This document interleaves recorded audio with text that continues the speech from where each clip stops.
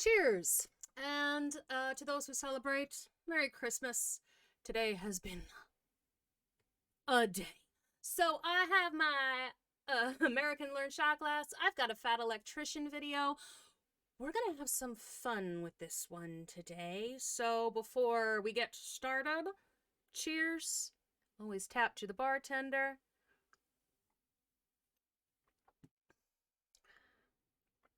All right. So, this is as Christmassy as you'll ever see me because I realized today I don't have anything Christmassy at all in my closet. I got this red dress and I found a fake poinsettia. I mean, I got Halloween stuff for days, but Christmas? Not my stuff, apparently, which is not super shocking if anyone knows me, but in any case, we got the Eggnog Riot at West Point. I hope you're excited. I am looking forward to this. I need some levity in my day. And stay tuned for the end, where I will definitely shout out some very special channel members, and we'll enjoy that. Let's go. It was the night before Christmas, and all the cadets at West Point got hammered, destroyed their barracks, and tried to kill several of their instructors. Okay, Today we're starting talking about one of strong. the greatest military Christmas stories of all time, the West Point Eggnog Riot of 1826. But first, a word from our sponsor. This video is brought to you by the greatest sporting goods store retail location on the planet. Super into that. Like I said, you too can have the shot glass that I used right now. It's in the description box below under store. It's like the second link or something. And I don't have eggnog. I wanted eggnog for this, but I can't really do too much cream, and I also didn't have time to go and get anything like a substitute. So I have whiskey. Shields, and if you don't live near one, they have an even better online store that's got satisfaction guaranteed and price matching, so make sure to go check them out. And then of course we have one of our newer sponsors, PermaSafe. They are industrial strength disposable gloves. You can put like a gallon of water inside these things, they still won't break. Oh. That's quality jiggling right there. If you Wow. actually work with your hands, you need some PermaSafe rubber gloves, okay? You're just trying to get 40 hours on your paycheck. You're not trying to go home and give your wife a UTI. Keep your hands clean with PermaSafe disposable gloves. Now you're gonna feel some pressure. I mean, back to the video. All right, important background info. West Point, the prestigious military academy, was created in 1802, and from 1802 to 1817, it was a complete shit show. It had a terrible reputation for being complete and utter chaos pretty much all of the time. Cadets were allowed to come and go as they pleased, and then when they did show up, they were too preoccupied drinking or dueling one another to actually learn how to become effective military officers. Cue this man, Colonel Slivanus Thayer. He's going to be hired as superintendent in 1817, and he's going to turn this ship around. He's going to come up with all kinds of radical rules, and because of this, he is regarded as the father of West Point. And when I say radical, So I imagine then the reason they were trying to kill their instructors is because they were having a grand old time being happy-go-lucky and doing whatever it was they wanted to do, and then suddenly someone dared impose a curfew. Now, I will say, I do know that a lot of the military academies do have a much stricter everything than a normal public university does, which does kind of suck, and I feel like it ruins the college experience just a little bit. But that's me. I mean, look, also weirdly, some of them don't look. My brother went to SUNY, right? And like there was this time that he told us about, they had to spend like a week on a ship or something. Like part of their training was they had to spend a significant amount of time on a ship away from the school. But at one point the ship like ran out of food, so they were eating fries, just fries in various forms. Not like potatoes or like fries, but some of them had certain sauces on them and some of them didn't. And I was just like, I mean, America, you supposedly like your military, right? So why do you treat the young adults, these 18 to 22-year-olds who are going to military schools, why you treat them so bad? Why don't you give them, like, a proper inventory? Like, what's happening? Anyway, just my thought. radical rules, it was Basically just him pointing out obvious shit that we shouldn't be allowed to do anymore, like get drunk all day, kill each other in duels, and you actually have to show up to class. The hardest of these rules to enforce was the no drinking because there was 3 places to buy alcohol in very close proximity to West Point. They had North Tavern, which was pretty much on West Point. Then you had this little general store type deal ran by a guy by the name of Benny Haven and his wife Leleda. And then right across the Hudson, you had Martin's Tavern. So Thayer in his war on alcohol buys the building that North Tavern is in, kicks them out, and turns it into a hospital. Then he instructs Benny Haven and his wife to no longer sell alcohol to any of the cadets. The only tavern left after that is Martin's Tavern, but that's across the Hudson River, so he just leaves a guard on sentry duty at the dock where the boats are 24/7 to keep any cadets from going over to that tavern. That's it. The alcohol problem is solved. Or so they thought, you see, because Benny Haven over here is one of the boys. He was a veteran of the War of 1812, so... And he's like, y'all are going into the military, you deserve to drink. I was in the military and I deserve to drink, so you all deserve it too. I feel that. Oh, he keeps selling alcohol under the table, hush hush, to all the cadets. This goes on for a couple years, and then Thayer finally catches Benny and his wife selling alcohol, kicks them off the West Point campus, and the rumor is they are the only 2 people to ever receive a lifetime ban from the military academy. Now at this point, Benny and his wife have essentially lost their job and their home. Pretty much anybody would be begging for forgiveness and promising not to do it again, but Benny and his wife Leleda are the #1 supporting characters in this story. They're the real ones. Because they decide that they're going to buy a fishing shack right on the Hudson River, right outside of West Point, where all the cadets could get to them. Benny's new tavern, though, is only accessible from 2 different routes. You have to either get there by a boat on the Hudson River, or you have to crawl down a 60-foot steep cliffside that has stone stairs carved into it, meaning that it is treacherous for pretty much anybody, especially if you're drunk. And whether Benny intended it to be this way or not, this actually discourages pretty much anybody. Also, he keeps saying Benny. Or it sounds like he's saying Benny, not Benny. And the liquor stores, like the local giant liquor store near us is called Benny's. Like that's the chain that we have that's nearby. That's always got basically everything. So I'm just like, it makes perfect sense to me that this guy Benny, which he might be saying Benny, I'm not sure. Actually, closed captioning. Let's just see what he has to, if it's Benny or Benny. Pretty much anybody, especially if you're drunk. And whether Benny intended it... No, he's saying Benny, okay. But it does sound like Benny, and that is the liquor store near me, so it does seem apropos. To be this way or not, this actually discourages pretty much anybody except for a bunch of cadets that are trying to avoid from being caught from drinking at his tavern. So his tavern is essentially just West Point cadets all the time. The only problem with that is that the West Point cadets don't actually make any money, so Benny decides he's going to give everybody a year-long tab, and he's willing to let them pay off their tab in barter, and the only thing he's not willing to accept is West Point military uniforms. He accepts everything else, including their shoes. Okay, if you're not picking up what I'm putting down, I'm trying to tell you that a grizzled veteran from the War of 1812 has opened up a bar right outside of West Point, and all the cadets can go there, get drunk, and pay for it with shit that they've stolen. I mean, strategically transferred to his location. I love that. I want that. Okay, that shirt, it sounds like that shirt might be merch. If this shirt is actually merch from the Fed Electrician, I am going to buy it. I require this shirt. So obviously all the cadets love this guy. He's probably the most influential bartender in American history. Any big military name from that era that went through West Point was friends with Benny Haven. Ulysses S. Grant, homeboys. Even Edgar Allan Poe is quoted as saying that Benny was the only congenial soul in that godforsaken place. All right, Poe. I know that Baltimore, like, claims him, and as someone from Baltimore, I also do, but, like, he didn't really actually spend that much time there. Like, I do know this in my heart. He didn't spend a ton of time in Baltimore. Not nearly as long as, like, would be necessary to claim him. He had family there. He lived there for a bit. Sorry, Poe.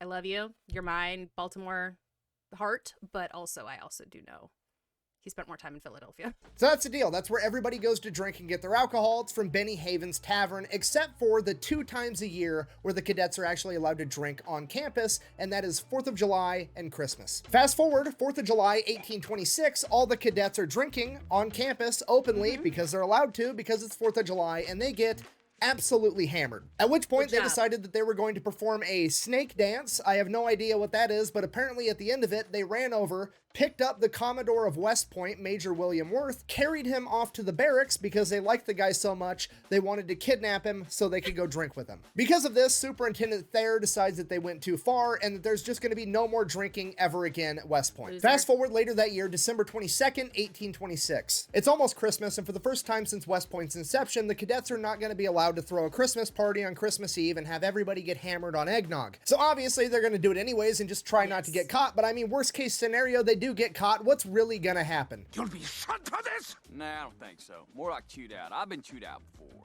Some of the cadets sneak off and they go across the Hudson River to Martin's Tavern where they can get a better deal on buying a bunch of alcohol, and their goal is to get at least half a gallon of whiskey for the eggnog. That being said, I will say, one time in college, I was at this party, and, you know, it's a college party, so obviously there's underage people there. It was banging, too. Like, they had a DJ. It was an Angels and Demons party. I remember this specifically. You were supposed to go dressed as either an angel or a demon, so it's like, you know, red and black or white, like those are the colors. They had a giant, like, DJ set up. It was kind of lit, and at one point someone was like, "Shh, cops!" And we just shut everything down. Everyone stood there in the dark, in the silence, for like 10 minutes before the all clear sounded, and they just stirred it up again. So much for noise complaints. But I do know lots of stories where people were like, you know, you have to scatter, you know, just dart out the windows, out the doors. I was never at a party where the cops actually went in and raided. We just stood there quietly. Let me know in the comments your, some of your pre-legal drinking stories, I suppose. Or just your best drinking stories. Keep it anonymous. The statute of limitations, etc., etc. Be careful. Also drink responsibly. But, like, you know, I think I was of age at this time. I was allowed to be at this party. But not everybody was.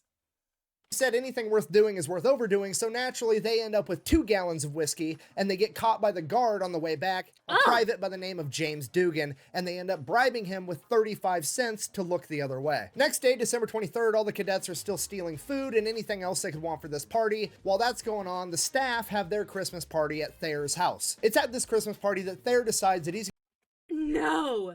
The freaking staff gets to have, oh my god, ooh, I'd be pissed if I was one of those students, which, like, you know the staff is having a party, and you also know this party is probably going to be pretty boring, because this Thayer guy is here, but, like, really? Lame. He's going to be a pretty cool guy. He knows that the cadets are going to drink tomorrow, but he's just going to turn a blind eye. He's not going to increase the amount of guards or the amount of staff on duty. Okay. He's just going to look the other way. He's going to have the same old 2 officers on staff, making sure everything's okay. He knows they're going to drink. They can drink. Let them think they got away with it. It'll be fine. Okay. So that's the end of the story. That's the end of the video. Everything was fine. Let's see what happens. that gets decided, and the next order of business is to figure out what they're going to do with the class fuck-up, Jefferson Davis. Yeah, like, as in the president of the Confederacy in the future at this point. Apparently he has quite the drinking problem, and he's not very slick about it because he has the distinct honor of being the first student to ever be arrested for going to Benny's Tavern, and he just got back from being hospitalized for 4 months because the second time he got caught at Benny's Tavern, he tried to make a getaway and ended up falling down the 60-foot cliff on the stone stairs to get there, and he's been hospitalized ever since, and he just got back to class. So he's been a failure since college.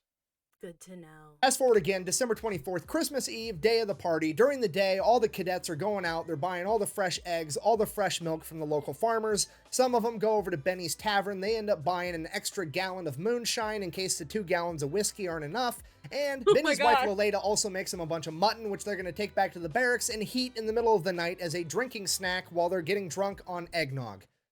Eggnog and mutton, which is disgusting to think about. All right, fast forward a couple hours. Everybody's Mutton's sheep, right? I think mutton is sheep meat. I mean, I don't know why eggnog and mutton is any grosser than anything else. Like, I'm not a huge fan of eggnog, and I never have been. Although part of that might be because I discovered a little late that much cream and egg is bad for me. But, like, I don't see how, like, that is any grosser than, like, anything else, honestly. He's been released for the day. They're all hanging out at the barracks. It's nighttime. It's time to get this party started. They break out the wooden buckets. They start mixing the eggs and the milk and the booze to make their eggnog. The two officers that are in charge of everybody, Captain Ethan Hitchcock and Lieutenant William Thornton, are going to bed at like 11, midnight. That's when the party's really going to start. And that's pretty much exactly what happens. Hitchcock and Thornton go to bed, and then everybody else just kind of starts drinking quietly in their barracks rooms amongst themselves, hanging out in the hall, having a good time. And naturally, as the night goes on, things get a little bit louder and a little bit louder as everybody gets drunker and drunker. And finally, at 4 a.m., Captain Hitchcock is awoken by a bunch of noise. So Captain Hitchcock gets up out of bed. He's going to go investigate, but he knows exactly what he's going to find. This dude's been in the army his whole life. He knows it's just a bunch of cadets drinking on Christmas Eve. It's not really that big of a deal. All he's going to do is he's going to go find the first group he can, tell them to be quiet. They're going to tell everybody else, and everything's going to be completely fine. So And that's exactly what happened, and everything was fine forever, and there's no reason that this video was made in the first place. Look, I'll also say, like, sometimes the person who's in charge can be chill. I one time ended up at a party with my RA. I had more right to be there, I think, than she did, personally, because I was part of the club that was throwing the party, and she was not. She might have been dating one of the members, I don't know. But, like, I had the direct invite from the club, you know? And it was one of those things that we saw her and she saw us, and the RA is not supposed to be at the same party as the others that are technically underneath the RA. And we both met eye contact and then very, very purposefully looked away and made absolutely certain we didn't see each other for the rest of the night. So that's exactly what he does. He goes upstairs to the first of many barracks rooms. It has a bunch of cadets drinking inside of it, pokes his head in the door and is like, hey, shut the fuck up and go to bed. And they're like, cool, our bad. And he leaves. He goes back to his room. And that should have been the end of the entire thing. So Captain Hitchcock is laying in bed. Sure enough, somebody starts banging on his door. So he pops up, goes to check the door. There's nobody there. Looks down the hallway. Nobody there. That was weird. Whatever. I'm gonna go back to bed. Lays back down. Weird. 5 minutes later, somebody bangs on his door again. Goes over, checks the door. Nobody's there. Looks down the hallway. Nobody's there again. Shuts the door, stomps on the ground like he's going to lay back down in bed, and waits there for like 30 seconds. Somebody bangs on the door again. He opens the door, and all he catches is the ass end of a bunch of cadets yelling, "Tally-ho, Hitch." Okay, now it's on. He was trying to be cool. You guys are being drunk assholes. Now there's going to be consequences. So he goes upstairs. He starts kicking in doors, chewing people out, writing down people's names. He gets to one room. Two of the cadets try to hide underneath a blanket, and another guy tries to take his hat and cover up his face so he can't write his name down. The dude's under the blanket. He's like, take the blanket off. Quit fucking around. Whatever. They take the blanket off. He sees who they are. Okay, cool. Dude with the hat won't take the hat off of his face. He tries to walk past him. He ends up pushing him back into the room, and he's like, no, take the hat off your face so I can see who you are. And the dude doesn't do it. So he's like, take the hat off, or I'm going to take the hat off for you. And then he rips the hat out of the dude's hands, sees who it is, writes down his name, no big deal, goes over to the next room. Now, the logical thing to do here would be to go to bed and deal with your punishment in the morning. However, since they're drunk assholes at this point in time, they decide that since Hitchcock actually touched one of them, that it was an attack on their honor and they needed to retaliate. So they went and got bayonets and knives and pistols, and they were gonna hunt Hitchcock down and kill him. Cut back to Hitchcock. He's making his way through the barracks. There's drunk cadets laying down in the hallway. It's a complete shit. I kind of thought that they would at least deserve it, the ones who, or at least, like, not deserve it, not exactly, but, like, have done something more than that. I really thought it was going to be, like, it was a attack, you know, oof. Talk about an unproportionate reaction. Good God. They were going to be defending the country, some of them. Yikes.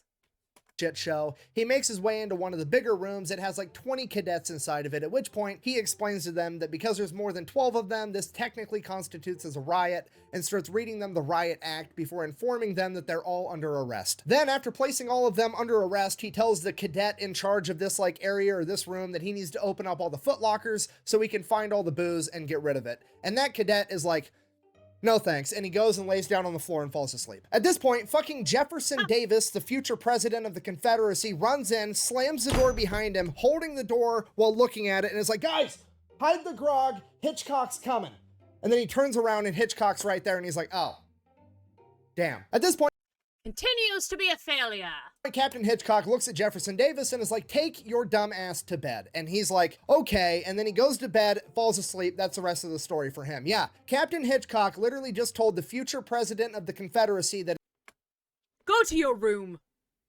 it's past his bedtime, and he listened. This man is the biggest gangster in the entire story. Captain Hitchcock then turns around to the 20 cadets that he was just chewing out, looks at them, they look at him, he looks at them, he looks at the guy that fell asleep on the floor, not respecting his authority, and he's like, I have no idea what to fucking do right now. So he just turns around and he leaves. He walks away. And while all this is going on, outside the barracks, there's an active duty private that's on sentry duty over the night, and he's got a drum with him to alert everybody in case like there's a fire or somebody attacks or he just needs everybody to wake up. He has this emergency drum, and a bunch of drunk cadets come up to this poor private and are like, hey, give me your fucking drum set. So they steal this private's drum set and just start playing it. This ends up waking up the other officer, Lieutenant Thornton, who goes to investigate what's going on. Apparently at this point, the Eggnog riot, mutiny, rebellion, whatever you want to call it's really kicked off, and the idea is spread that we're going to kill some of the West Point staff because Thornton is immediately stopped by a student that has a fucking sword. To which Lieutenant Thornton is like, what the fuck are you doing? Put the goddamn sword down. And the drunk cadet like grumbles something, throws the sword on the ground, and then falls asleep on the floor. Cut. Okay, they've been drinking. It's like, okay, fine, I'll go fucking... Like, I mean, honestly, being one of the ones that fell asleep, probably better than anybody else. Like, you kind of did what you were told to do. You passed out. I've never been so drunk that I've passed out somewhere I wasn't... Actually, that's a lie. One time, I passed out somewhere that was not my personal bed. But, like, not... It was like after almost 20 hours of drinking.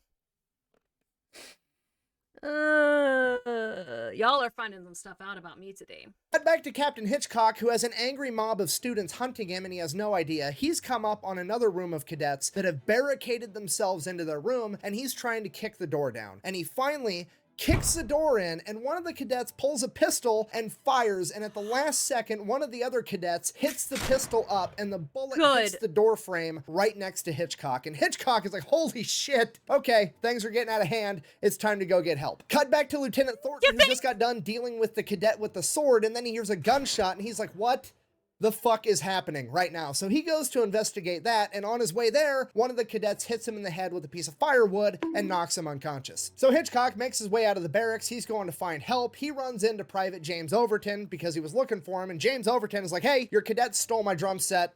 What the fuck? To which Hitchcock is like, yeah, well, they just tried to kill me, so obviously things are out of control. Why don't you go get the comm? Now, when he said go get the comm, he meant Commodore William Worth. However, the cadets that were off to the side overheard him, and they thought he said the bomb, and they took that as he was referring to the bombardiers, which if you don't know, West Point wasn't just a college at this point, it was also an active military base, and on that base was a bunch of bombardiers or artillerymen. And the cadets and the artillerymen absolutely fucking hated each other and had this huge rivalry, and in the cadets' drunken stupor, they took that to mean that the artillerymen were going to show up and start, like, shelling the barracks, or at least, like, try to attack them somehow. So they... Because they were in a very violent and trigger-happy mindset, so they assumed everybody else was. Y'all, I really hope that at this point, like, okay, in West Point, or, like, these military academies, I actually do not know, when not being used, are the weapons put away where they cannot be retrieved? Because it seems like this could be a dangerous situation up until this day. Just don't let people get a hold of them if you're not actively training with them, maybe in the college. Like after you're graduated then and you're no longer living on campus, you're no longer the responsibility of the institution, so it's like you can, I guess, do whatever you want to, but like I feel like when your safety and the safety of everybody around you is technically the responsibility of an institution, regardless of the type of institution, maybe you shouldn't be allowed to have weapons just all the time. That might be naive of me to think, but, and again, you can let me know in the comments if I'm wrong. Please let me know your opinion on that. It just, you know, based on this story alone, it seems like more safety measures should have been taken.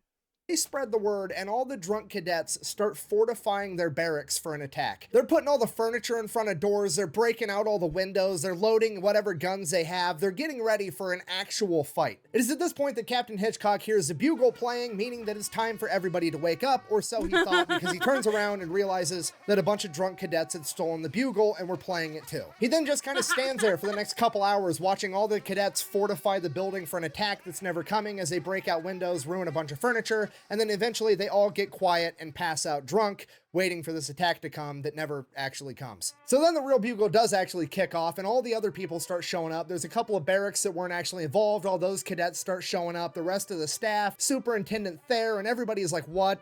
So why didn't the one private get Superintendent Thayer? I thought he was supposed to get the Commandant or whatever. Did he not get that guy? He just never got him. The fuck happened? There's broken glass everywhere. There's mutton vomit all over the place. Ew. There's drunk privates out in the field with a drum set. Like, what is happening? So then Captain Hitchcock goes over, talks to Thayer, explains everything that happened, and he's like, what do you want me to do? And Thayer, the dude that knows everything, like total hard ass, he's like totally in charge. Even he's like, I have no idea. So they just kind of go about their day like nothing happened. And then slowly over time, they kind of figure out, okay, well, we have to do something. So they launch a little internal investigation. They figure out that there's like 90 cadets involved in this riot. And 90 is like roughly a third of all of West Point. So obviously they're not going to be able to kick out everybody. So they decide they're just going to take like the top 20 worst offenders and they're going to expel them. And like all but 2 of them were invited back the next year. So basically it was just a for show punishment. Some of the more notable names of people that were expelled include Hugh Mercer, who ended up being a general for the Confederacy in the Civil War. Then you had Samuel Roberts, who ended up being the Secretary of State for the Republic of Texas. You've got Benjamin Humphreys, who was expelled, who ended up being also a Confederate general and the governor of Mississippi. Jefferson Davis famously didn't get a punishment at all. And then you had Oh, he fell asleep before like worst of it happened. John Campbell, who they tried to expel, but he argued his way out of it, and he went on to sit as a Supreme Court justice later in life. Great. Awesome. I mean, okay. Sure. Lot of Confederates in that group, but he only listed out like 5 people. So, could have been who knows how many Union people who were in the Union Army, high-ranking Union Army members also got expelled. Not me, and I will not be doing research on it. Which, I mean, you have to admit, between a bunch of future Confederate leaders getting in trouble for a grog mutiny and a future Supreme Court justice arguing his way out of his punishment, it's some of the best examples of foreshadowing I've ever seen in my entire life. In conclusion, fair. The moral of the story Fair is that enough, if you're yeah, going to do exactly. the wrong thing, do it with a lot of your buddies, because they can't get all of you in trouble at the same time, because teamwork makes the dream work, even if the dream is to be an asshole on Christmas Eve. Thank you for watching. Best way to support the channel is go buy some merch over at thefatelectrician.com. Happy Christmas, Merry, whatever the fuck you celebrate. Quack bang, out. Out. I'm gonna go drink some eggnog. I'm gonna drink some whiskey at some point. And Laleda even makes them a bunch. I keep wanting to say fucking hummus. It's not hummus. It's, what the fuck is it called? Damn it! Hummus and mutton do not. Fucking mutton. Why am I getting mutton and hummus in my fucking head? Why are you? Okay. All right. That was the Fat Electrician explaining the Eggnog riot at West Point. And I got to like be a little bit of a bitch about Confederacy, about the Confederacy, which is always fun for me. Thank you all so much for joining. Again, let me know your fun drinking stories down below. Times you almost got into trouble. Times that you did get into trouble. Was it real trouble or not? And why am I now reminded of the Area 51 thing that happened a couple years ago where the tagline of it was, "They can't get all of us." Because it seems like that is, in fact, often the case if people actually band together in that kind of way. Thank you so much for watching, and I do want to give a quick shout out to some channel members. So, in order to do that, thank you so very, very much to Joe Fravel. Thanks to Stephen Hoff. Thank you to Pterodactyl. It really, really does mean a lot, and we would not be here without you. Thanks again. I will see you in the next video.